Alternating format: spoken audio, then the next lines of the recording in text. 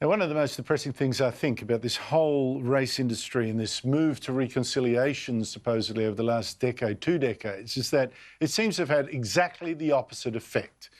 The angriest and the least reconciled dominate the debates. The moderates are kept in the corner, in the dark, and we just seem to be more tense, more angry with each other than ever before. It is just such a shame, just such a shame. Now, as I say, it's the people who do the most complaining with the most extreme claims. They seem to dominate the microphones these days. I want to actually bring back to the program someone who I think is the bravest, probably the bravest woman in Australia that I can think of in terms of the public debate. Someone who's always had so much interesting and original and individual to say, and there's Jacinta Price. She's a former Outer Springs councillor, now Director of Indigenous Research for the Centre for Independent Studies. Jacinta, thank you so much indeed for your time. I'm honoured to have you on the show again. Thank you, Andrew. I'm still a councillor with the Alice Springs Town Council as well. Good on you. Well, good on you. Thank you for that. Are you as worried as I am by this race debate in Australia driving us apart? Absolutely, I'm concerned. I saw this happening, 15, 20 years ago when talk of racism as being the major issue facing Aboriginal people was just sort of springing up here and there. And now it's become an absolute fetish. And there are individuals out there who are quite prepared to push this divide further, to push these lies and these narratives that are absolutely baseless further.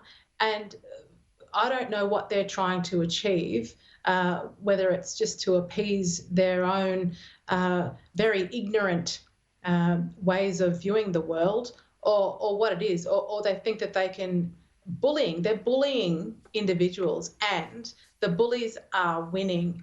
And, how far is it going to go before everyone stands up and says, no, enough is enough. This can't continue the way it's going. Well, you say that, Jacinta, but I'm afraid the intimidation of people is really so extreme. And I've covered on the show a couple of times the sort of things that you have endured, but, not everyone has got your courage in standing up to it. Explain to me, we see on the ABC, for instance, I've seen them have 2 activists come on to say, burn Australia down. That was a theme in a series they had with Deborah Mailman as well, burn it down. They had someone the other day come on, an activist, say, cops are murdering 400 of our people in jail, or Aborigines in jail. What is going on here? Is this reflective of Aboriginal Australia, really? No, this is pandering to a very vocal minority who have been bullying their way through, who continue to do so, the same sorts of individuals that would spew racially vilifying rhetoric towards someone like me and, calling me a coconut and an Uncle Tom and threatening me effectively. And they're supported. And this, they highlight what is wrong with Aboriginal Australia. One of the biggest hurdles that we have to overcome in order for us to advance ourselves is dealing with people like this within our own communities, within our own families. I have been contacted flat out by Aboriginal people around the country who are deeply concerned about their own welfare should they simply share one of my posts, and saying that they have, and they've been jumped on and attacked. So I've established a support network which I want to grow so that Aboriginal people out there can understand that they have a right to speak up about these issues, and they shouldn't be bullied into submission to basically continue the narrative which is based on lies.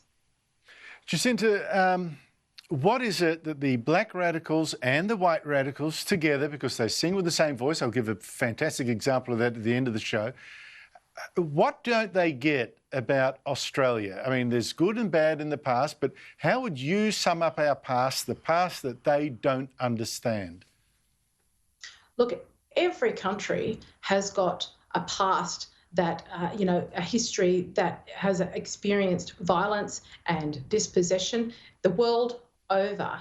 And this is the focus that these individuals want to maintain, to continue to create this divide. And it seems as though that what they've done is they've realised as bullies, when they get their way, they're making more ground. So they think they can continue along that path because, well, let's face it, they're being allowed to do so.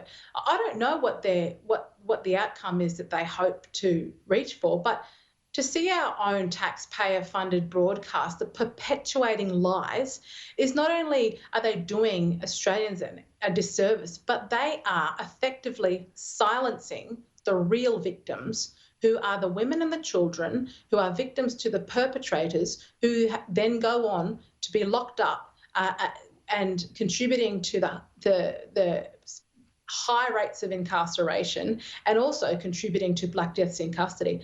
That's their main concern. Their concern is the welfare of these perpetrators, not the victims. And the ABC is effectively silencing these victims further and making the situation worse for marginalised Aboriginal people who don't have a voice.